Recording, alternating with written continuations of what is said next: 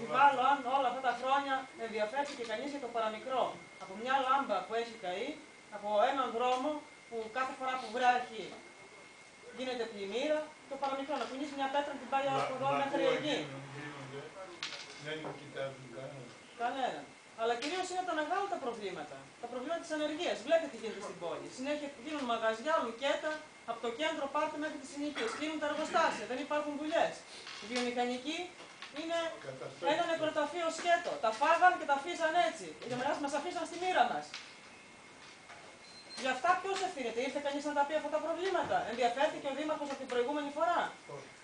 Όπως εναλλάσσονται τόσα χρόνια Πασόκ και Νέα Δημοκρατία στην εξουσία, αυτό γινόταν. 35-40 χρόνια αυτοί οι δυο. Αυτοί ευθύνονται για αυτό το χάλι που ζούμε σήμερα.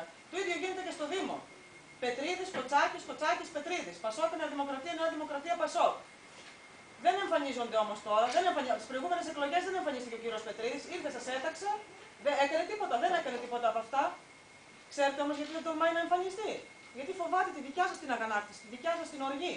Γιατί ξέρει ότι αυτός εκπροσωπεί ένα κόμμα που κυβερνά αυτή τη στιγμή. Και αυτές τις πολιτικές που έκανε το Πασόκ, το οποίο είναι υπεύθυνο για αυτή την κατάσταση που ζούμε σήμερα, τις εφάρμοσε και στο Δήμο. Δεν τόλμησε να σηκώσει ανάστημα και να πει: εγώ διεκδικώ περισσότερα λεφτά. Εγώ δεν θα τα πάω εκεί τα λεφτά. Θα τα δώσω για τους ανθρώπους που πλήττονται για την ανεργία, να κάνω θέσεις εργασίας, να στηρίξω αυτούς τους ανθρώπους που δεν έχουν να φάνε, που δεν έχουν να πληρώσουν το ρεύμα τους. Όλα αυτά δεν έκανε τίποτα. Παρά μόνο τώρα θα στείλει ανθρώπους, θα στείλει προξενητάδες σε εσάς, να ζητήσει πάλι την ψήφο σας. Δεν ξέρω αν θα τολμήσει να έρθει ο ίδιος, πιθανόν να έρθει, πιθανόν να στείλει άλλους ανθρώπους όμως.